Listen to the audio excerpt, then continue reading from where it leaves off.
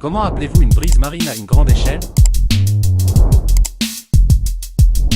La réponse est une mousson. Tout comme le réchauffement quotidien de la Terre en été peut apporter une brise marine sur les côtes. L'inversion de la direction du vent depuis la Terre alors que le refroidissement du soir s'installe dans celle-ci. Une mousson est un important système éolien qui simplement est le résultat du réchauffement différentiel de la Terre et de la mer par la mousson.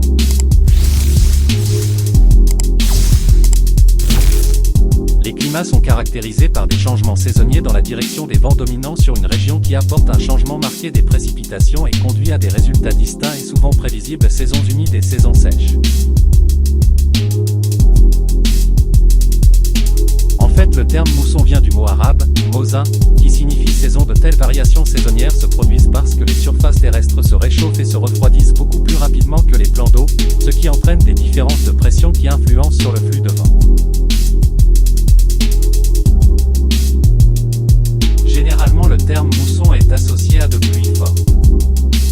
Mais dans un modèle changeant selon les saisons, il y a également une phase sèche pendant les mois d'hiver.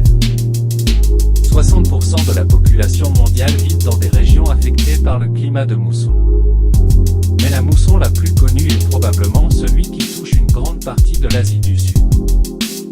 La mousson d'été indienne se réfère également comme la mousson d'été asiatique ou la mousson du sud-ouest est une interaction météorologique et topographique à plus grande échelle.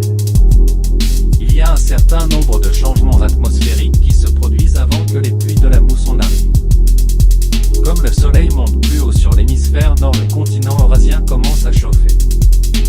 Le courant jet subtropical qui se déplace d'ouest en est sur le nord de l'Inde s'affaiblit et bouge vers le nord, s'installant dans un nouvel emplacement loin au nord de l'Himalaya. Un nouveau jet se forme sur la moitié sud du péninsule indienne, le jet tropical ou équatorial T. Ce jet joue un rôle important dans le démarrage de la mousson du sud-ouest en renforçant la zone de haute pression sur l'océan Indien, avec des températures de la mer atteignant près de 30 degrés. L'air au-dessus de l'océan est relativement plus froid pour que sa densité et sa pression soient supérieures que l'air au-dessus des continents.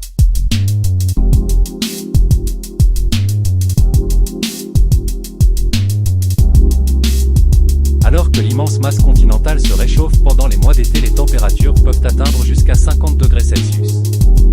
L'air chaud est moins dense que l'air froid, donc l'air chaud des terres s'élève formant une immense zone de basse pression.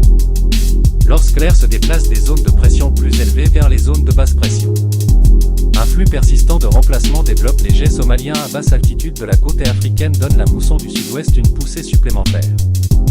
L'arrivée des vents du sud-ouest de la côte ouest de l'Inde de mai à début juin est souvent soudain et fait référence à l'éclatement des vents de mousson.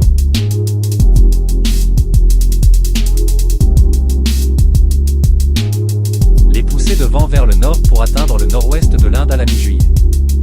Les hauteurs du l'Himalaya agissent comme une barrière empêchant les vents de progresser plus loin. Au lieu de cela, l'air est forcé de s'élever au-dessus des contreforts. Lorsque l'air est forcé de monter, il produit des nuages et pleut. La Meghalaya, domaine de l'Inde du Nord-Est, désigne les terres de nuages et est la région la plus humide sur Terre. Tandis que le Royaume-Uni reçoit en moyenne 1 mètre de pluie par an, un village d'Inde, lui, en chambre, reçoit près de 12 mètres de pluie par an. La mousson représente 80% de la précipitation en Inde, avec 70% de la population indienne qui dépend des pluies pour l'agriculture. Il est extrêmement important de la vie des milliards de personnes qui vivent en Asie du Sud-Est et au sous-continent indien. Un retard de quelques jours et l'arrivée de la mousson peut mal affecter l'économie.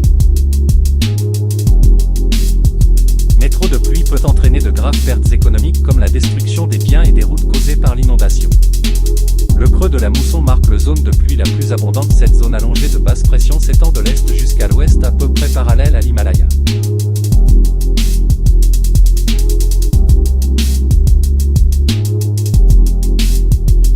Le creux de la mousson se déplace périodiquement au nord et au sud de sa position moyenne. Cela entraîne des fluctuations et l'intensité des précipitations, avec quelques régions connaissant un arrêt brutal de pluie connu comme une pause, tandis que d'autres régions voient une augmentation tout aussi rapide des précipitations. Les oscillations de l'atmosphère globale et les conditions océaniques peuvent causer des fluctuations de l'intensité des pluies de mousson à l'échelle annuelle, avec quelques années être plus actives que d'autres. L'une de ces oscillations, c'est El Niño, la phase chaude d'El Niño, oscillation méridionale. Cela Cela peut conduire à une plus sèche mousson du sud-ouest que d'habitude avec possible sécheresse et famine. D'autre part, la phase de la Nina froide peut apporter un mousson plus humide que d'habitude avec possibilité de graves inondations. À partir de septembre, alors que le soleil commence à se déplacer vers le sud et que le continent se refroidit, la densité et la pression de l'air de la Terre augmentent. À mesure que la Terre se refroidit plus vite que l'océan adjacent, il y a une inversion du gradient de température et de pression. Et la mousson d'été commence à se retirer du nord de l'Inde. Cette retraite est beaucoup plus graduelle que les changements brusques connus avec le début de la mousson d'été. Elle se retire enfin de l'Inde du Sud et Sri Lanka en décembre. Début de la mousson d'été disparaît, le jet des tropicales rapidement disparaît à mesure que le sol se refroidissant diminue le gradient de température entre le terre et mer. Le jet subtropical se déplace vers le sud et se rétablit sur le nord de l'Inde. L'hiver où la mousson du nord-est apporte les vents du nord-est des terres, faisant ainsi la phase sèche de la mousson.